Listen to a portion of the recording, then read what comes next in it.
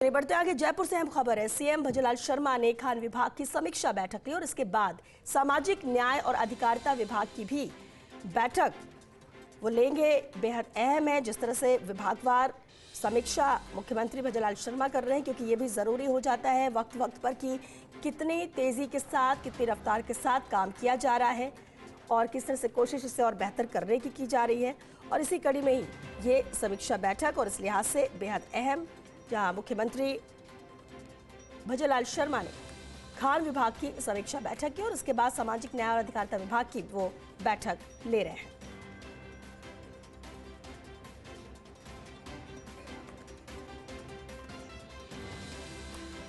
और चलिए इसको ज्यादा जानकारी के साथ एसोसिएट एडिटर ऐश्वर्य प्रधान हमारे साथ जुड़ चुके हैं।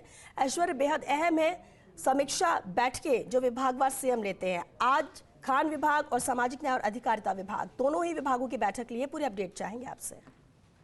देखिए श्वेता, आज जो बैठक है वो खान विभाग की बैठक हो चुकी है और सामाजिक न्याय और अधिकारिता विभाग की बैठक है वो अभी फिलहाल चल रही है। और इस बैठक में इस चीज को लेकर फोकस किया जा रहा है कि जो आगामी बजट जो आने वाला है उसमें क्या कुछ दिया जाए और ये जो बजट अभी चल रहा है इस बजट में कौन कौन सी घोषणाएं पूरी हुई हैं और कौन सी अभी बाकी हैं, और यदि बाकी हैं घोषणाएं तो उन्हें पूरा किया जाए।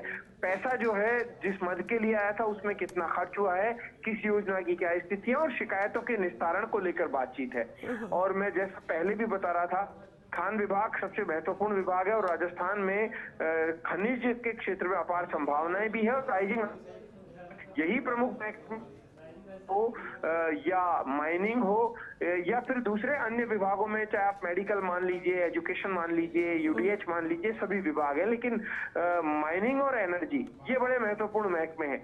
तो यहाँ पर राइजिंग राजस्थान के मद्देनजर भी चर्चा है। और उसके अलावा आम जन का एक महकमा है समाज कल्याण विभाग, जो कि वोटों के लिए बड़ा महत्वपूर्ण है।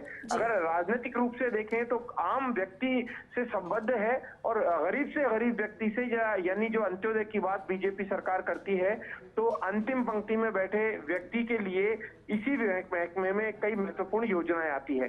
तो ये दोनों बैठकों में मुख्यमंत्री की व्यस्तता है और उसके अलावा राइजिंग राजस्थान के मद्देनजर मुख्यमंत्री का लोगों से संवाद, यानी कि अधिकारियों से संवाद, वो भी होना है। अधिकारियों से नियमित तौर पर जो संवाद करते हैं वो मुख्यमंत्री करेंगे। बिल्कुल, तो अभी क्या संवाद का दौर जारी है? अभी समीक्षा बैठक है, इसके बाद सीएम संवाद करेंगे। और क्या ये बैठक पूरी तरह से बजट के मद्देनजर है, बेहतर करने की कोशिश? जी बिल्कुल, बजट के मद्देनजर ही है।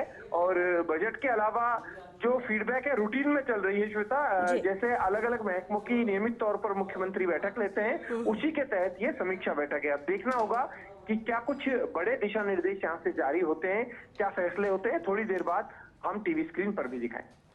बिल्कुल, लेकिन ऐश्वर्य, एक अहम सवाल ये भी है, एक तरफ राइजिंग राजस्थान को लेकर भी लगातार कोशिशें जारी है, विभागवार भी किस तरह से प्री समिट हुए वो भी हमने देखा, दूसरी तरफ समीक्षा बैठक भी जारी है, बजट के मद्देनजर भी कितना अहम हो जाता है मुख्यमंत्री। और क्या इन दो विभागों के अलावा भी कुछ रूटीन में अभी आगे बैठकों का दौर जारी रहेगा मुख्यमंत्री के, अगर हम कार्यक्रमों के मद्देनजर पूछे तो?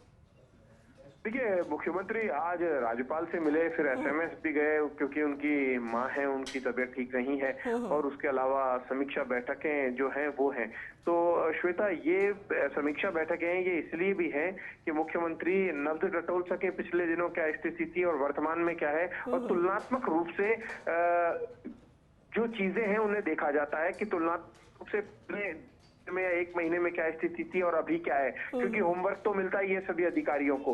अब ये अलग बात है कि, और दोनों महकमे ऐसे हैं, अब जैसे एक बड़ा मुद्दा है, हमने देखा होगा कि जब भारतीय जनता पार्टी विपक्ष में थी तो कांग्रेस सरकार पर आरोप लगते थे अवैध खनन को लेकर कि अवैध खनन बहुत ज्यादा है। और अवैध खनन को इस सरकार ने कितना रोका है, क्या कुछ सत्र में भी अब ज्यादा दिन नहीं रह जाएंगे राइजिंग राजस्थान खत्म होने के बाद, और सरकार का 1 साल पूरा होने सरकार जो जाएगी, तो उसके मद्देनजर भी कहीं अवैध माइनिंग जैसे इश्यूज तो नहीं है, क्योंकि माइनिंग के क्षेत्र में कई बार कई सरकारों में भ्रष्टाचार के आरोप लगा दिए जाते हैं। तो इस सरकार पर कोई ऐसा आरोप ना लगे, इस पर भी सरकार ध्यान देना चाहेगी, क्योंकि भारतीय जनता पार्टी ने कांग्रेस पर आरोप लगाए थे।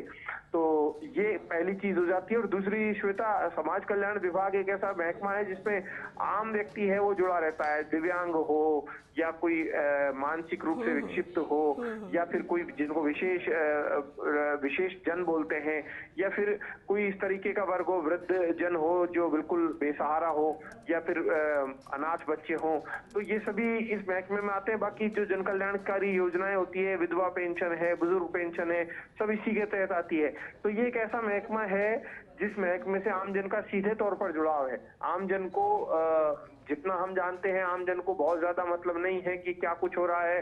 राइजिंग राजस्थान हो या फिर माइनिंग हो, उससे कोई बहुत ज्यादा फर्क नहीं पड़ता है। समाज कल्याण महकमा है, चिकित्सा है, शिक्षा है, इनसे बड़ा भारी प्रभाव पड़ता है आमजन में, और आमजन इनको देखता भी है और इन्हीं से सरकार की छवि जो है वो बनती और बिगड़ती है। तो समाज कल्याण महकमा तो एक ऐसा महकमा है जिसमें 0% भ्रष्टाचार रहे।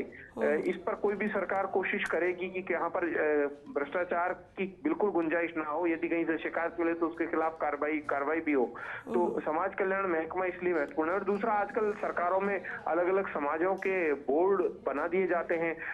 तो विभिन्न समाजों के बोर्डों में समाजों की क्या स्थिति है, समाज क्या संतुष्ट है या नहीं है, समाज के लिए क्या कुछ दिया जा रहा है। अलग अलग बोर्ड बने हुए, हालांकि पहले देवनारायण बोर्ड था या डांग विकास बोर्ड थे, इस तरीके के कई बोर्ड थे, लेकिन इसे आगे बढ़ाते हुए वसुंधरा सरकार ने बोर्ड बढ़ाए, अशोक गहलोत सरकार ने और भी कई समाजों के बढ़ा दिए, और हो सकता है भजन लाल शर्मा और भी दूसरे समाजों के बोर्ड भी बढ़ा दे, तो वो भी इसी के अंतर्गत आते हैं। ये सारी चीजें भी समाज कल्याण महकमे के अंतर देखी जाती है कि उसके अंतर्गत क्या कुछ हो रहा है और क्या प्रगति है, क्योंकि सरकार को 1 साल पूरा हो चुका है। अब 1 साल पूरा होने के इसलिए सरकार के सामने भी चुनौती बड़ी रहेगी। लेकिन जिस तरह से आपने जिक्र किया दिव्यांग जनों का कि ये प्रायोरिटी में सरकार के हमेशा रहते हैं, प्राथमिकता में, और कल जबकि अंतर्राष्ट्रीय दिव्यांग जन दिवस भी है, तो ऐसे में बेहतर और कैसे इसे किया जा सके ये भी अहम हो जाता है जब चर्चाओं में बहुत कुछ फैसले सरकार की तरफ से लिए जाते हैं। बहरहाल बहुत शुक्रिया ऐश्वर्या आपका इस पूरी बातचीत